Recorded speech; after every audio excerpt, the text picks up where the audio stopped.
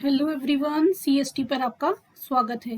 Friends, आज हमारा DSSB revision series का मॉडल पेपर 3 हम लोग डिस्कस करने जा रहे हैं, जिसमें हम कुछ 50 क्वेश्चन डिस्कस करेंगे। तो चलिए दोस्तों, स्टार्ट करते हैं आज का सेशन।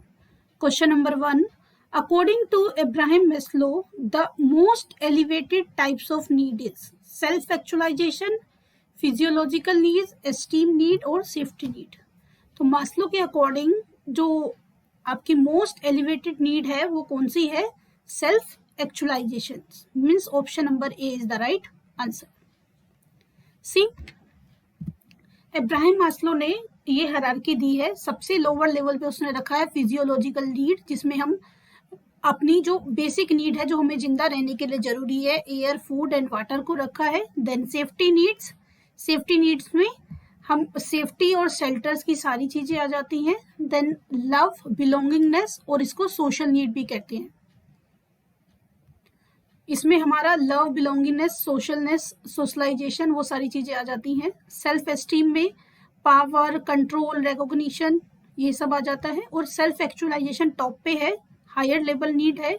इसमें हम क्रिएटिविटी, ग्रोथ, डेवलपमेंट को रखते हैं। क्लियर है? तो यहाँ पे आपसे यही क्वेश्चन पूछा था, मोस्ट एलिवेटेड नीड कौन सी थी? तो मोस्ट एलिवेटेड नीड यानी कि अत्यंत उन्नत क्या थी हमारी? Self actualisation. क्लियर है? तो आंसर क्या हो गया? Option number A. Question number 2, what 3 words define motivation? इनमें से कौन से 3 वर्ड मोटिवेशन को डिफाइन करते हैं? तो मोटिवेशन को कौन से वर्ड डिफाइन करते हैं? Intensity, direction, persistence.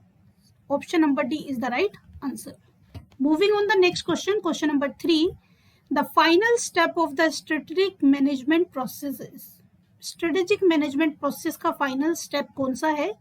Strategic management का final step क्या होता है? Evaluating result। थोड़ा सा description इसका देख लीजिए। Strategic management process में पहले develop करते हैं vision and mission, then external और internal environment का analysis करते हैं, then long term objective establish करते हैं, then generate, evaluate and choose strategies. तो ये सारा पार्ट आता है स्ट्रेटजीज फॉर्मुलेशन में। फिर स्ट्रेटजीज को इम्प्लीमेंट करते हैं, strategy implementation, and after that measure and evaluate performance. This comes under strategic evaluation. तो यहाँ पे आपसे पूछा था लास्ट स्टेप, फाइनल स्टेप, तो वो कौन सा है? Evaluating result. Moving on the next question, question number 4, in dash in fact no leadership at all. यानी कि इनमें से कौन सी ऐसी है जहां पे लीडरशिप होती ही नहीं है? मतलब इस तरह का प्रोसीजर ही नहीं होता कि लीडर ही जो है मेन बंदा होता है डिसीजन मेकिंग में। डेमोक्रेटिक में लीडर होता है, ऑब्वियसली सुनी भी जाती है सबकी। ऑटोक्रेटिक में बंदा डिसीजन लेता है और बाकी सब लोगों को उनको मानना पड़ता है। ब्यूरोक्रेटिक में भी एक सिस्टम होता है काम करने का, यानी कि यहाँ पे भी लीडरशिप है। जो आपका फ्री रेन है, इसमें लीडरशिप नहीं होती है, यानी कि यहाँ पे जितने भी सबऑर्डिनेट्स होते हैं उनको फ्रीडम होता है अपना वे ऑफ वर्किंग डिसाइड करने का, और रिजल्ट ओरिएंटेड जो भी प्रोसेस है उसको अपने आप करने का। उनको लीडर जो है, मतलब आप कह सकते हो नॉमिनल इंटरफेयर होता है यहाँ पे बंदे का, यानी कि आप कह सकते हैं यहाँ पे लीडरशिप नहीं होती। क्वेश्चन नंबर 5 क्लियर है? तो यहाँ पे आंसर क्या आ जाएगा? सॉरी, स्किप हो गया था। तो आंसर क्या हो गया यहाँ पे? Option number c. Question number 5, which of the following is an environmental force that shapes personality? इनमें से कौन सी फोर्स है जो पर्सनैलिटी शेप करती है? Gender, height, experience, brain size. कौन करता है पर्सनैलिटी को? एक्सपीरियंस। आपको नॉलेज है, एक्सपीरियंस है, तो उसी से आपकी पर्सनैलिटी बिल्टअप होती है। The salary of factory worker is treated as. अब ये नहीं बताया फैक्ट्री वर्कर की सैलरी है वो काम क्या करता है। तो अगर हमें ये डायरेक्टली आइडेंटिफाइबल नहीं होती है कॉस्ट, तो उसको कहाँ रखते हैं? इनडायरेक्ट लेबर कॉस्ट में। क्लियर है? डायरेक्ट लेबर कॉस्ट जो डायरेक्टली प्रोडक्शन से रिलेटेड है, बाद में जो उसके ऊपर काम होते हैं फैक्ट्री में, उसके बाद ऑफिस में पेपर वर्क वगैरह होता है, सेलिंग एंड डिस्ट्रीब्यूशन है, वो सब कहाँ आता है? Indirect. Conversion cost, the cost of converting raw material into finish product. और प्राइम कॉस्ट क्या होता है? Direct material plus direct labour plus direct expenses, तीनों को ऐड करते हैं तो क्या बन जाता है? Prime cost. तो हमसे सैलरी ऑफ फैक्ट्री वर्कर पूछा था तो आंसर क्या हो गया, option number b. Question number 7, loss by fire is an example of. Loss by fire कैसा एग्जांपल है, एबनॉर्मल लॉस का एग्जांपल है। देखिए लॉस बाय फायर यानी कि किसी की केयरलेसनेस से, कुछ ना कुछ गलती से लगी है तो वो क्या है, एबनॉर्मल। अगर नेचुरल कैलामिटीज की वजह से, फ्लड की वजह से, या फिर कोई भी और ऐसी चीज है जिसपे आपका कंट्रोल नहीं है, उसकी वजह से लॉस होता है तो उसको बोलते हैं नॉर्मल लॉस। और अगर जिन चीजों पे कंट्रोल है उनकी वजह से लॉस होता है तो उसको बोलते हैं एबनॉर्मल लॉस। तो फायर लापरवाही की वजह से हो सकता है या कुछ ना कुछ मिसमैनेजमेंट हुआ जिसकी वजह से लॉस हुआ है, तो it comes under abnormal loss. Question number 8, for which kind of firm is process costing appropriate. इनमें से किस फर्म के लिए प्रोसेस कॉस्टिंग सही है। प्रोसेस कॉस्टिंग वहां पे अप्लाई होती है जहां पे क्या होता है, वर्क प्रोसेस में होता है, यानी कि एक जगह पे काम नहीं होता, पहले एक प्रोसेस होती है, दूसरी होती है, तीसरी होती है, as per the requirement of the product. तो यहाँ पे इनमें से कौन सा प्रोसेस कॉस्टिंग को फुलफिल करेगा, ऑयल रिफाइनिंग फर्म्स। हॉस्पिटल में सर्विस कॉस्टिंग, ट्रांसपोर्टेशन में आपका ऑपरेटिंग कॉस्टिंग होगा। ब्रिक लेइंग फर्म में क्या होगा ये आप मुझे कमेंट करके बताएंगे, then I will write the answer in the comment. ठीक है, तो हमसे पूछा था प्रोसेस कॉस्टिंग का होगा ऑयल रिफाइनिंग फर्म में, यानी option number D is the right answer. और हॉस्पिटल में सर्विस कॉस्टिंग, ट्रांसपोर्ट फर्म में ऑपरेटिंग कॉस्टिंग। ठीक है, और ब्रिक लाइन में आपको कमेंट करके वीडियो पे मुझे बताना है। Option number 9, the main purpose of cost accounting is profit maximization, help in inventory management, aid in fixation of selling price, provide information to manager for decision making। देखिए main purpose coast accounting का main purpose पूछा है, चारों purpose fulfil होते हैं, लेकिन अगर main की बात करें तो मेन क्या होगा, option number d, provide information to manager for decision making. Moving on the next question, question number 10, store ledger card is similar to bin card. एक स्टोर लेजर कार्ड क्या है, बिन कार्ड के similar होता है। Question number 11, liquidity means the ability of a bank to convert is non cash assets into cash easily and without loss, profit, interest, risk. अगर हम बात करते हैं लिक्विडिटी की तो यहाँ पे लिक्विडिटी का मीनिंग होगा बैंक जो है अपनी नॉन कैश एसेट्स को बिना किसी लॉस के अगर कैश में कन्वर्ट कर लेते हैं तो उसे क्या बोलते हैं, लिक्विडिटी, यानी कि option number A is the right answer. Moving on the next question, question number 12, which of the following transactions would cause a change in owner equity. Owner equity क्या होती है, owner equity is equal to total assets minus liabilities, और यहाँ पे short term liability plus long term liability दोनों आती है। Clear है, तो ओनर इक्विटी में इनमें से कौन सी चीज चेंज करेगी, repayment of bank loan, bank loan से कोई फर्क नहीं पड़ेगा, payment of dividend and unprofitable operation, obviously फर्क पड़ेगा, डिविडेंड किसको मिलता है, इक्विटी शेयर होल्डर को, sale of land on credit कोई इंपैक्ट नहीं पड़ेगा, purchase of assets and incurrence of liability, asset purchase किया और उसकी वजह से लाइबिलिटी बढ़ी है, इससे भी कोई फर्क नहीं पड़ेगा, किससे फर्क पड़ेगा, option number b. Moving on the next question, question number 13, which of these are outside the domain of macro economics. दो तरह की इकोनॉमी होती है, एक होती है माइक्रो और एक क्या होती है, मैक्रो। माइक्रो में हम इंडिविजुअल यूनिट की स्टडी करते हैं और मैक्रो में all individual units together, all individual units together. देखिए जो आपका डिमांड है, सप्लाई है, कॉस्ट है, यूटिलिटी है, मार्केट है, इस तरह के सारे कंसेप्ट जो है वो किससे रिलेटेड है, माइक्रो के, जहाँ पे इंडिविजुअल यूनिट की स्टडी की जाती है, जहाँ पे सारी इंडिविजुअल यूनिट की यानी कि लार्ज स्केल पे स्टडी की जाती है, ऑल इंडिविजुअल यूनिट्स टुगेदर, तो वो क्या है आपका मैक्रो है। क्लियर है, तो यहाँ पे अगर कंज्यूमर बिहेवियर की बात करें तो वो क्या है, ये है आपका micro. National income macro, economic growth macro, balance of payment and trade macro, inflation macro, employment और unemployment macro, cost of goods micro, producer behaviour micro. और अगर इकोनॉमिक ग्रोथ की जगह लिखा होता इकोनॉमिक वेलफेयर, क्या लिखा होता? Economic welfare. तो इकोनॉमिक वेलफेयर क्या होता? इकोनॉमिक वेलफेयर हो जाता आपका माइक्रो। ठीक है, तो इकोनॉमिक वेलफेयर जो है किसके अंडर आता है? माइक्रो के। और इकोनॉमिक ग्रोथ किसके अंदर आती है? आपकी मैक्रो के। तो आपसे पूछा था कौन सा मैक्रो नहीं है, आउटसाइड है उससे। Which of these are outside the domain of macro? तो कौन हो जाएगा? Option number A is the right answer. Moving on the next question, question number 14, personal tax in India best illustrated as. Personal tax कैसे है? Progressive. जैसे जैसे income बढ़ता जाता है, एक रेंज है, उस रेंज से ऊपर होते ही टैक्स रेट भी क्या हो जाती है? बढ़ जाती है।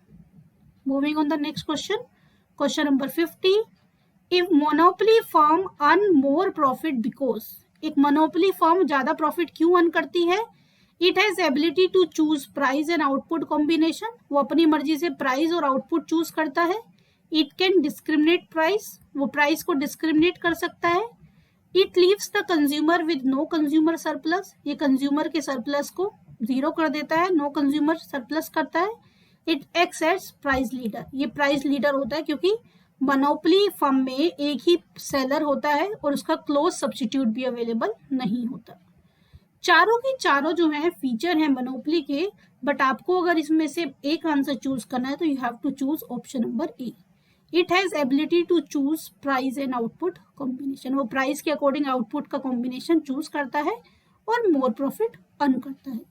Moving on the next question, question number 16, which of these are not including in tertiary sector. तीन तरह के सेक्टर होते हैं। प्राइमरी सेक्टर, प्राइमरी सेक्टर जो होता है एग्रीकल्चर एंड अलाइंड इंडस्ट्रीज, जो भी एग्रीकल्चर से जुड़ी हुई या वर्क होते हैं उनसे रिलेटेड होता है। दूसरा होता है सेकेंडरी सेक्टर जो मैन्युफैक्चरिंग से रिलेटेड होता है। और थर्ड होता है टर्चरी सेक्टर जो कि सर्विस सेक्टर से रिलेटेड होता है। तो आपका banking, insurance, transport service sector में यानी कि टर्चरी में आएगा। और एग्रीकल्चर क्या है? प्राइमरी है। तो उसने कहा not including in tertiary means agriculture is the right answer.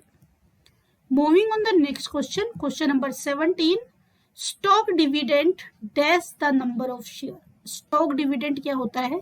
Bonus share होता है। बोनस शेयर क्या होते हैं? बोनस शेयर वो शेयर होते हैं जब कंपनी जो है शेयर होल्डरों को, जो इक्विटी शेयर होल्डर है उनको डिविडेंड ना देके उनको क्या दे देता है? डिविडेंड की जगह पे डिविडेंड के अमाउंट के शेयर। जब कंपनी अपने शेयर होल्डरों को डिविडेंड देने की जगह यानी कि डिविडेंड कैश देने की जगह उनको डिविडेंड की अमाउंट के नए शेयर इशू करके दे देती है तो उनको क्या कहते हैं? Bonus share. तो बोनस शेयर से क्या होगा? Equity, number of equity share क्या होंगे? इंक्रीज होंगे। और अगर हम बात करें अर्निंग पर शेयर की तो अर्निंग पर शेयर क्या होगा? डिक्रीज होगा। स्टॉक डिविडेंड से और you can say bonus share से जो आपके नंबर ऑफ इक्विटी शेयर हैं वो इंक्रीज होंगे और अर्निंग पर शेयर क्या होगा? डिक्रीज होगा। क्लियर है? इसके अलावा एक होता है राइट शेयर। राइट शेयर का मीनिंग क्या होता है कि जो एग्जिस्टिंग शेयर होल्डर हैं, जब कंपनी जब भी नया इशू निकालती है तो पहले वो एग्जिस्टिंग शेयर होल्डरों को ऑफर करती है परचेज करने के लिए। अगर वो परचेज करना चाहते हैं तो न्यू शेयर, उसको बोलते हैं राइट शेयर। अगर वो लोग परचेज नहीं करेंगे तो फिर जनरल पब्लिक को और लोगों को ऑफर किया जाएगा। Clear? Moving on the next question, question number 18, if initial investment is 2 lakh and annual cash flow is 50,000 then payback reciprocal will be. Payback क्या होता है? Payback period is the period in which the firm or the company or the manufacturer able to get their investment cost. तो 2 लाख उसने खर्च किया, उसमें से 50,000 आ रहा है, यानी कि कितना टाइम लगा उसको। सबसे पहले निकालेंगे पे बैक पीरियड। क्या लिखते हैं? इनिशियल इन्वेस्टमेंट अपॉन में एनुअल कैश फ्लो। यानी कि पे बैक क्या आ गया 4 ईयर। इसने पूछा है पे बैक पीरियड का रेसिप्रोकल, 4 ईयर का रेसिप्रोकल क्या होगा 1/4, और इसको पॉइंट में निकालोगे तो क्या हो जाएगा 0.25, यानी कि क्या आंसर आ जाएगा, option number A is the right answer. Moving on the next question, question number 19, which formula may we use for certainly equivalent coefficient in cash risk analysis in capital busting? Capital budgeting में coefficient in cash risk analysis के लिए कौन सा formula use किया जाता है, riskless cash flow upon risk cash flow, option number B is the right answer.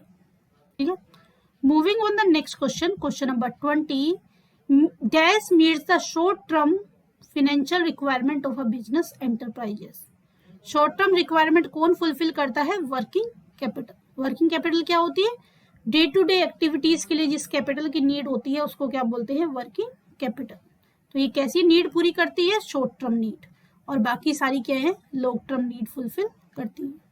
Clear दोस्तों, question आपको पसंद आ रहे हो, सेशन पसंद आ रहा हो तो सेशन को लाइक कीजिए, अपने दोस्तों के साथ शेयर कीजिए। अभी तक आपने हमारा चैनल सब्सक्राइब ना किया हो तो चैनल को सब्सक्राइब कीजिए और नोटिफिकेशन के लिए बेल आइकन को प्रेस कीजिए। दोस्तों, आपका एक लाइक, आपका एक कमेंट हमें मोटिवेट करता है आपके लिए अच्छे से अच्छा काम करने के लिए। चलिए आगे बढ़ते हैं ज्यादा टाइम वेस्ट किए बिना। Question number 21, stock dividend is known as, अभी पीछे मैंने एक्सप्लेनेशन में ही बता दिया था, स्टॉक डिविडेंड क्या होता है, bonus share. Which of the following is not an element of management process? इनमें से कौन सा मैनेजमेंट प्रोसेस का एलिमेंट नहीं है, प्राइसिंग, प्लानिंग, स्टाफिंग, लीडिंग, सब है। Pricing is not the element of management process.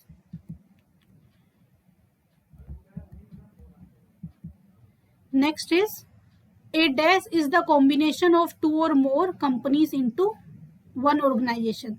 2 या 2 से कंपनी को एक ऑर्गेनाइजेशन में मिलाने को क्या कहते हैं, उसको कहते हैं merger. Option number A is the right answer.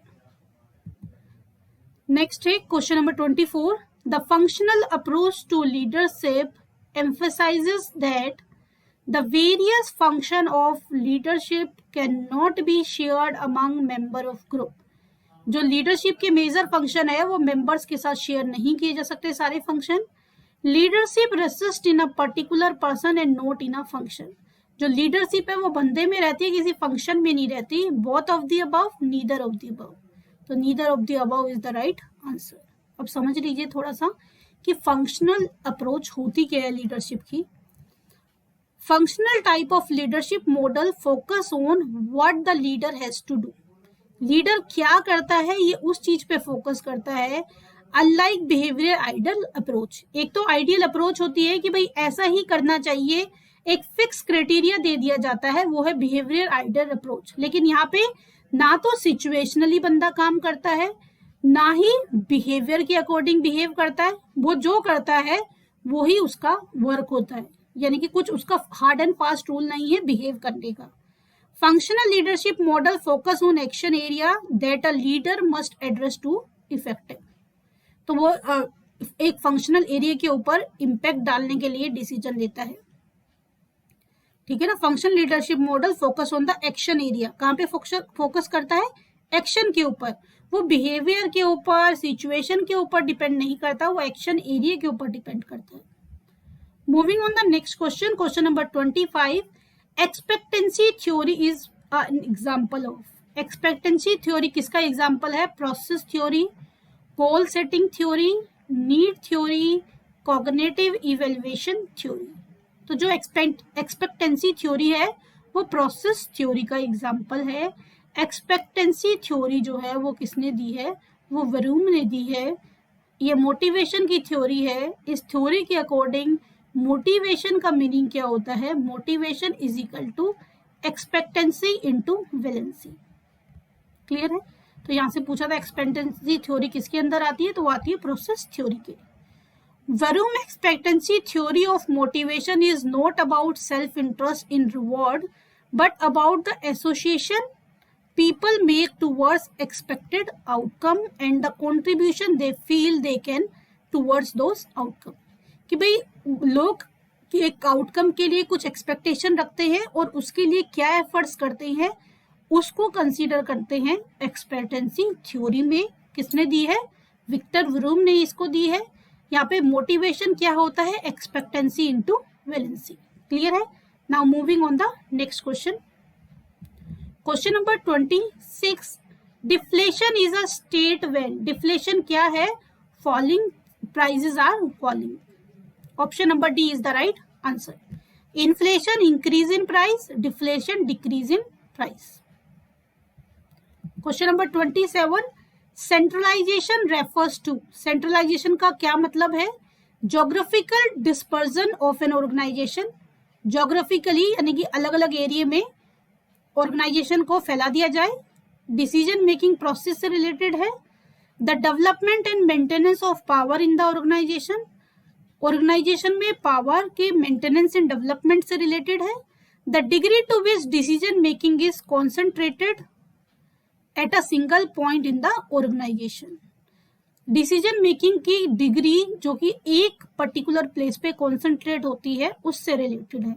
Option number D is the right answer, क्योंकि जो आपकी सेंट्रलाइजेशन है वो किससे रिलेटेड है? वो रिलेटेड है डिग्री ऑफ डिसीजन मेकिंग। जितना ज्यादा आप अपने सबऑर्डिनेट्स को डिसीजन मेकिंग देंगे उतना ज्यादा डिसेंट्रलाइजेशन होगा। तो अगर एक जगह पे डिसीजन मेकिंग फोकस होती है, एक ही बंदा लेता है सारे डिसीजन, वही लाइबल है, उसी को अथॉरिटी है, तो वो क्या होगा? सेंट्रलाइजेशन। और जितना ज्यादा ये डिग्री को एक्सपेंड किया जाएगा यानी कि डिसेंट्रलाइजेशन किया जाएगा उतनी क्विक डिसीजन मेकिंग होती है।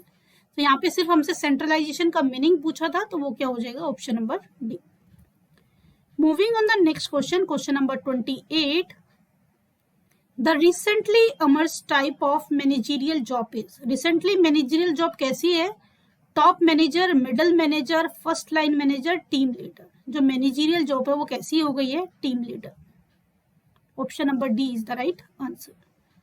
Question number 29, a monopoly demand curve is, monopoly का डिमांड कर्व कैसा होता है? देखिए मोनोपोली में कैसे कर्व बनता है, इस तरह से बनते हैं।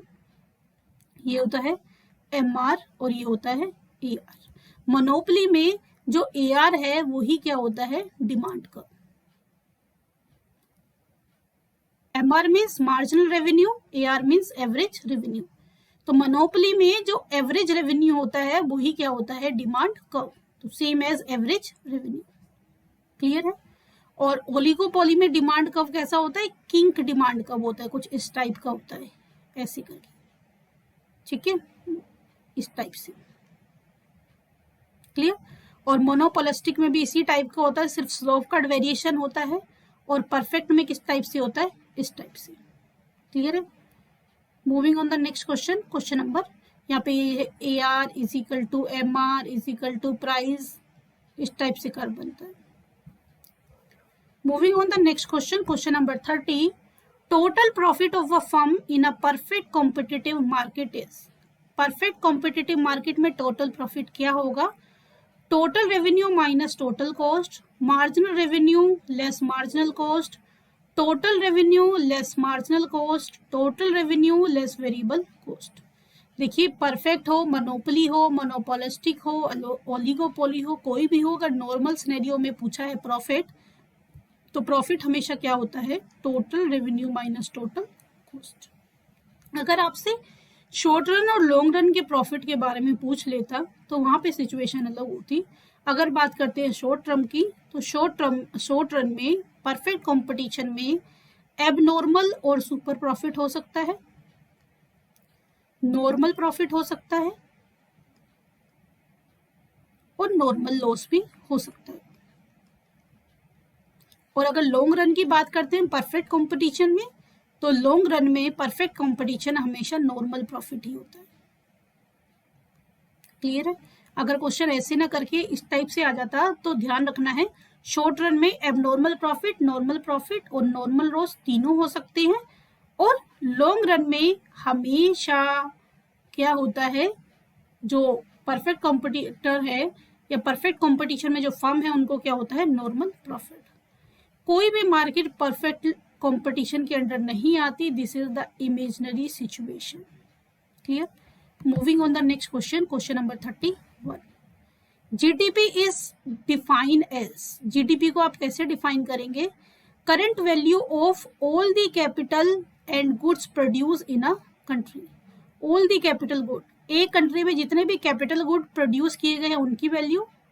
सम of the goods and services exported during the year, जो एक्सपोर्ट किए गए यानी कि दूसरे देश को भेजे गए हैं गुड्स एंड सर्विस, उनकी समेशन वैल्यू का। All the capital goods and consumable goods produce and sold during the year, एक साल में कैपिटल और कंज्यूमेबल गुड्स जो एक कंट्री के अंदर सोल्ड किए गए और प्रोड्यूस किए गए उनकी value. The market value of all goods and services produce in the domestic economy during the year, एक ईयर में किसी कंट्री के अंदर जितने गुड्स एंड सर्विसेज प्रोड्यूस किए गए हैं उनकी वैल्यू। तो जीडीपी क्या होगा? The market value of all goods and services produce in the domestic economic during the year, उसको क्या कहते हैं? जीडीपी। और मार्केट वैल्यू की बात होती है तो क्या होगा? ये gross domestic product at market price. Gross से अगर आप नेशनल बनाना चाहते हो, national domestic sorry gross national product at market price निकालना है, तो डोमेस्टिक से नेशनल करना है तो क्या कर देते हैं? Plus net factor income from abroad, यानी कि बाहर के लोगों ने जो इनकम हमारे यहाँ अर्न की अपनी कंट्री में फ्लो किया और हमारे लोगों ने बाहर अर्न करके हमारी कंट्री में फ्लो किया है, उसका नेट ऐड कर देते हैं। क्लियर?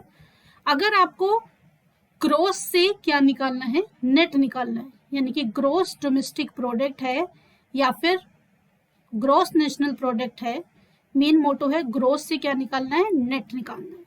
तो जब भी ग्रॉस वैल्यू से आपको नेट वैल्यू निकालना होता है तो क्या कर देते हैं? Minus depreciation. क्लियर है? अगर आपको ग्रॉस से नेट वैल्यू निकालनी है तो डेप्रिसिएशन क्या करोगे? माइनस। और अगर आपको मार्केट प्राइस से फैक्टर कॉस्ट में कन्वर्ट करना है, किसी भी चीज को मार्केट प्राइस से फैक्टर कॉस्ट में कन्वर्ट करते हैं तो क्या लेस करते हैं? Net indirect tax. Net indirect tax क्या होता है? Indirect tax minus subsidies. Clear है? तो ये चीजें भी, इनके ऊपर भी क्वेश्चन आ जाते हैं, ये भी जीडीपी से रिलेटेड चीजें याद रखनी है। Moving on the next question, question number 32। Which is the apex bank for agriculture credit in India? Agriculture credit के लिए कौन सा एपेक्स बैंक है? NABARD. National bank for agriculture and rural development. Option number C is the right answer. Moving on the next question, question number 33। Option money is, option money क्या है? Legal tender money है, non legal tender money है, limited legal tender money है, full bodied money है। देखिए legal tender money आपको पता ही है, जो करेंसी हम यूज कर रहे हैं, जो कॉइन यूज कर रहे हैं, जो नोट्स हम यूज कर रहे हैं, वो लीगल टेंडर मनी है। नॉन लीगल टेंडर मनी क्या होता है? नॉन लीगल टेंडर मनी, जितने भी हम क्रेडिट इंस्ट्रूमेंट यूज करते हैं वो सब कहाँ आते हैं? नॉन लीगल टेंडर मनी में। Bills of exchange, promissory note, cheque, ये कहाँ आते हैं आपके? ये सारे आपके आते हैं नॉन लीगल टेंडर मनी में, लेकिन पेमेंट में हम इनको यूज करते हैं। ठीक है? फुल लिमिटेड लीगल टेंडर कुछ नहीं होता है। फुल बॉडीड मनी क्या होता है? फुल बॉडीड मनी वो मनी होती है जिसमें फेस वैल्यू और इंट्रिंसिक वैल्यू क्या रहती है? सेम रहती है। जैसे पुराने टाइम में सोने चांदी के, गोल्ड और सिल्वर के कॉइन होते थे, तो जितना उसका वेट होता था उतनी वैल्यू होती थी, उतनी ही कमोडिटी की वैल्यू होती थी। यानी कि जितनी मनी की वैल्यू है, ये जो वो कॉइन है गोल्ड और सिल्वर का, उसकी वैल्यू है, उतनी ही वैल्यू क्या होती थी? कमोडिटी की वैल्यू। तो उसे क्या कहते हैं? Full bodied money. तो यहाँ पे पूछा था ऑप्शन मनी, तो ऑप्शन मनी क्या होगा? ऑप्शन मनी होगा non legal tender money. Option money refers to non legal tender money. और कौन सी होती है? Credit instruments. क्लियर है? कई बार क्वेश्चन अलग टाइप से भी आपको आ सकता है। हमारा क्वेश्चन ऑप्शन था तो ऑप्शन का आंसर हो गया नॉन लीगल टेंडर मनी। कई बार ऐसे भी पूछ सकते हैं, which of the following money has intrinsic value and face value equal, या which money has intrinsic and face value equal to each other. तो वो कौन सी होती है? Full bodied money. Clear? Moving on the next question, question number 34। Manipulation in CRR enables the RBI to CRR का manipulation से यानी कि उसको चेंज करने से क्या अचीव होगा इनमें से? Influence the lending ability of the commercial bank, commercial bank की क्रेडिट देने की एबिलिटी को इम्पैक्ट करेगा। Unemployment, check unemployment growth, check poverty, increase GDP। तो इससे क्या होगा? CRR से influence the lending ability of the commercial bank. Option number A is the right answer. CRR होता क्या है? CRR का मतलब होता है कैश रिजर्व रेशो। ये वो एक परसेंटेज, एक वो रेशो और यू कैन से वो परसेंटेज होता है जो हर एक कमर्शियल बैंक को RBI के पास डिपॉजिट कराना पड़ता है। जितने भी कमर्शियल बैंक है उनके पास जो टोटल डिपॉजिट होती है, उस टोटल डिपॉजिट का जितना परसेंटेज या जितना रेशो उनको RBI के पास जमा करना पड़ता है, डिपॉजिट करना पड़ता है, उसको क्या बोलते हैं? Cash reserve ratio. ठीक है। और एक होता है SLR। SL क्या होता है? स्ट्रेचुरी लिक्विडिटी रेशो। ये रिमेनिंग यानी कि जितना डिपॉजिट आया था उसमें से CRR, टोटल डिपॉजिट में से CRR माइनस करने के बाद जो रिमेनिंग बच जाता है उसमें से कुछ पोर्शन उनको क्या करना पड़ता है? एज अ लिक्विडिटी हमेशा होल्ड करके रखना पड़ता है, उसको वो क्रेडिट क्रिएशन में यूज नहीं कर सकते। तो ये रेट भी कौन डिसाइड करता है? ये भी RBI ही डिसाइड करता है। ठीक है। तो अगर बात करें हम इन्फ्लेशन की, तो इन्फ्लेशन के केस में RBI CRR बढ़ा देता है, SLR को भी बढ़ा सकता है। इन केस ऑफ डिफ्लेशन यानी कि डिक्रीज इन प्राइस, CRR को डिक्रीज कर देता है और SLR को भी क्या कर देता है? डिक्रीज। RBI के जो टूल्स होते हैं, जो RBI और you can say central bank use करता है रेगुलेटरी करने के लिए, इकोनॉमी को रेगुलेशन के लिए, स्टेबिलिटी लाने के लिए, उनको हम क्या कहते हैं? Monetary policy. मॉनेटरी पॉलिसी में कौन कौन से तरीके आते हैं? एक तो हमने डिस्कस किए दो, CRR, SLR, इसके अलावा बैंक रेट है, रेपो रेट है, रिवर्स रेपो रेट है, ओपन मार्केट ऑपरेशन है। तो बहुत सारी हमारे पास मॉनेटरी पॉलिसीज यानी कि RBI के टूल्स है जिनके थ्रू वो जो इकोनॉमी है उसमें स्टेबिलिटी क्रिएट करती है। क्लियर है? हमारे क्वेश्चन का आंसर क्या था? Option number A. Question number 35, supply of money refers to. Supply of money क्या होता है? ध्यान से समझ लीजिए। Money supply include both currency held by the public in term of coin and paper notes as well as demand deposit of the people with the commercial bank. ऐसा पैसा जो लोगों के पास सर्कुलेशन में अवेलेबल है और वो पैसा जो बैंक के पास अवेलेबल है, लोग जब चाहे बैंक से विड्रॉ कर सकते हैं, उसे बोलते हैं money supply.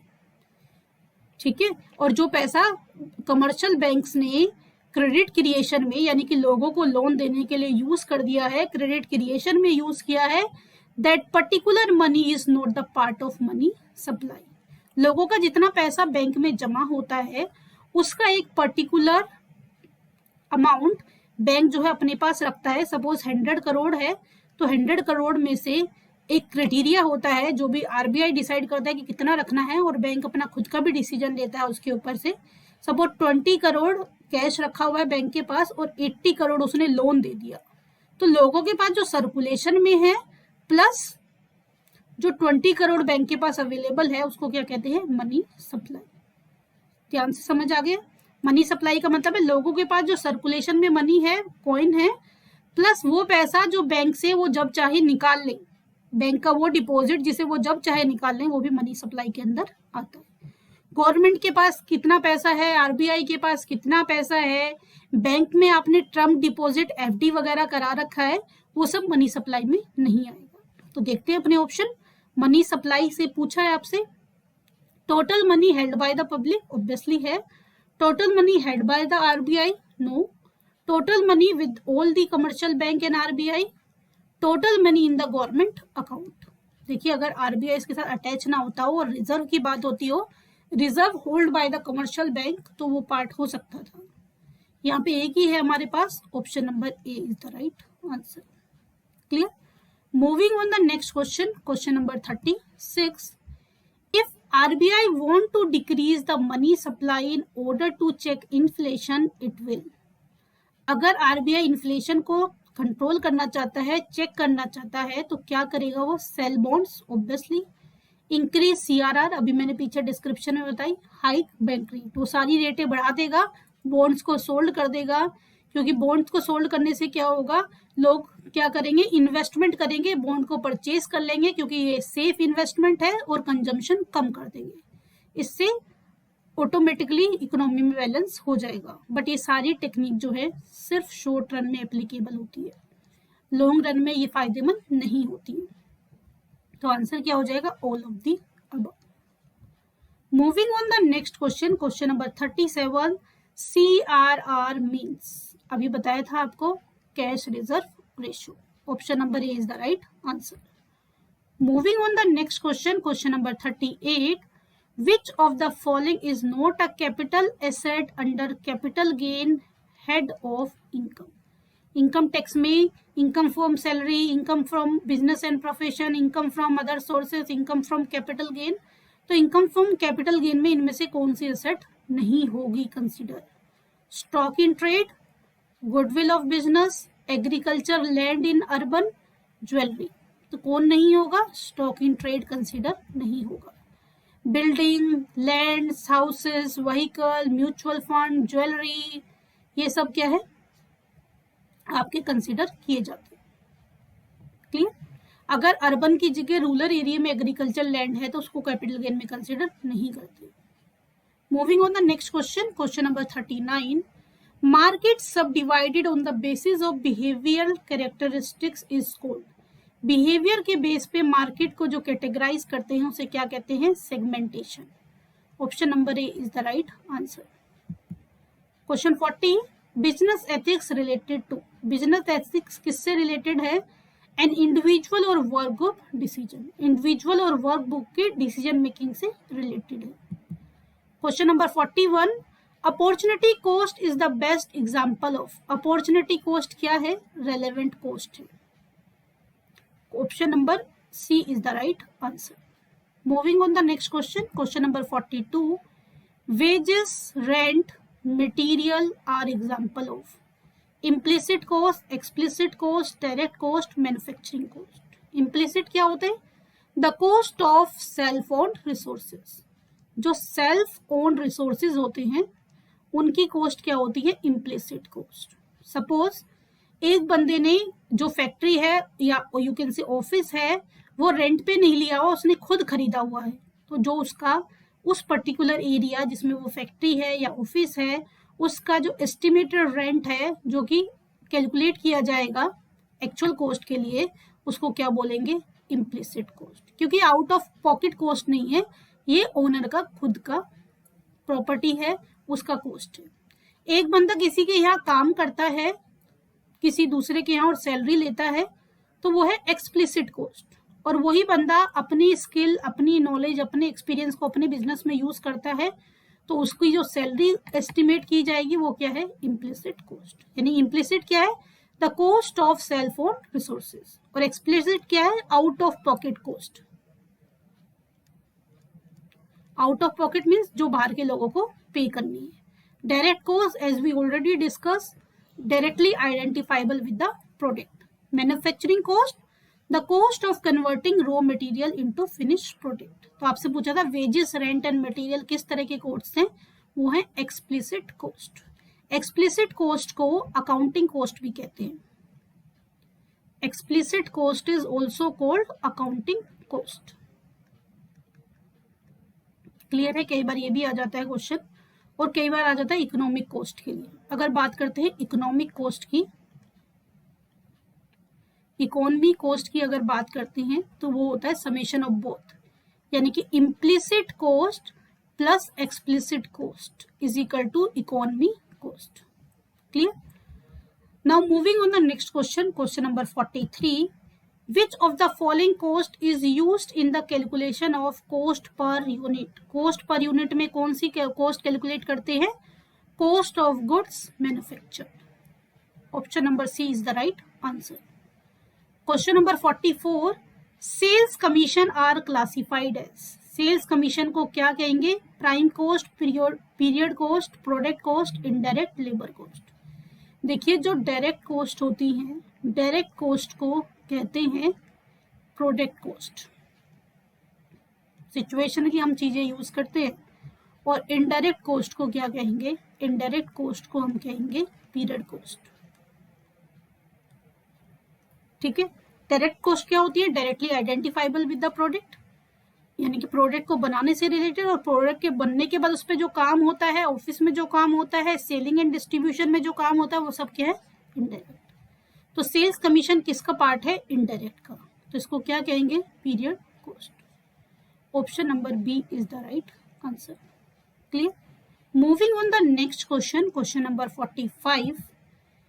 If the direct labor is 42,000 and factory overhead is 40% of conversion cost, what will be the amount of factory overhead? Factory overhead की अमाउंट निकालनी है, कन्वर्जन कॉस्ट दिया हुआ है वर्ड, और डायरेक्ट लेबर दिया हुआ है। कन्वर्जन कॉस्ट क्या होता है, conversion cost is equal to direct labour plus factory overhead. ठीक है, अब कन्वर्जन कॉस्ट का परसेंटेज दिया हुआ है, हमें कन्वर्जन कॉस्ट नहीं पता है, एज्यूम कर लिया कन्वर्जन कॉस्ट क्या है, x है, डायरेक्ट लेबर है 42,000 और फैक्ट्री ओवरहेड है कन्वर्जन कॉस्ट का 40%, मीन्स 2 2 जा 4, 2 5 जा 10, 2x अपॉन 5। ये प्लस है, उधर जाके क्या हो जाएगा, माइनस 42,000। यहाँ से निकालोगे, एलसीएम लेके सोल्व करोगे, क्या आ जाएगा, 3x upon 5 is equal to 42,000, और x की वैल्यू क्या आ जाएगी, 42,000 इंटू 5/3।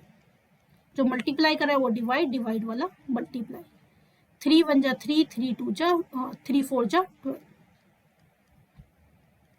ये आ जाएगा आपका 70,000। 14,000 इंटू 5 70,000, ये आ गया x की वैल्यू, यानी कि conversion cost. Conversion cost direct labour और फैक्ट्री ओवरहेड का समेशन था, तो यहाँ से फैक्ट्री ओवरहेड निकालना है, तो फैक्ट्री ओवरहेड क्या हो जाएगा, conversion cost less direct labour, यानी कि 70,000 माइनस 42,000 कितना आ जाएगा, 28,000। Option number C is the right answer.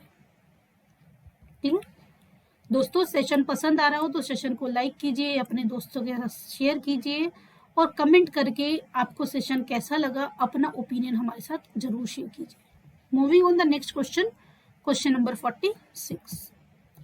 In the long run price is governed by, long run में प्राइस किसके ऊपर बेस्ड होता है, cost of production, demand supply forces, managerial utility, none of these. तो किसके ऊपर डिपेंड होता है, cost of production. Option number A is the right answer. Question number 47। Indian mercantile law is based on, India का जो वाणिज्य कानून है वो किसके ऊपर आधारित है, English mercantile law. Option number C is the right answer. Question number 48। Socialism came into force for social development but it has one limitation which is maximum use of national resources, नहीं, full employment, no, product planning, यानी कि socialism किस में convert हो जाता है, इसमें किस तरह की टेंडेंसी आ जाती है, ब्यूरोक्रेटिक टेंडेंसी, ये इसकी सबसे बड़ी लिमिटेशन है। Option number D is the right answer. Question number 49। The cost of depreciation fund is calculated according to, depreciation की कॉस्ट किसके अकॉर्डिंग कैलकुलेट की जाती है, opportunity cost theory, maximum cost theory, MM theory और Swiss model. तो किसके according की जाती है, opportunity cost theory. Option number A is the right answer. Question number 50। Which of the following is not depreciated, कौन डेप्रिशिएट नहीं होता, सारी की सारी फिक्स एसेट डेप्रिशिएट होती हैं एक्सेप्ट लैंड, लैंड डेप्रिशिएट नहीं होता है। क्लियर, तो option number B is the right answer. तो ये थे दोस्तों आज के 50 क्वेश्चन। सेशन पसंद आए हो तो सेशन को लाइक कीजिए, अपने दोस्तों के साथ शेयर कीजिए। अभी तक आपने हमारा चैनल सब्सक्राइब ना किया हो तो चैनल को सब्सक्राइब कीजिए और नोटिफिकेशन के लिए बेल आइकन को प्रेस कीजिए। मिलते हैं दोस्तों नेक्स्ट सेशन में, तब तक के लिए bye bye, take care and best of luck.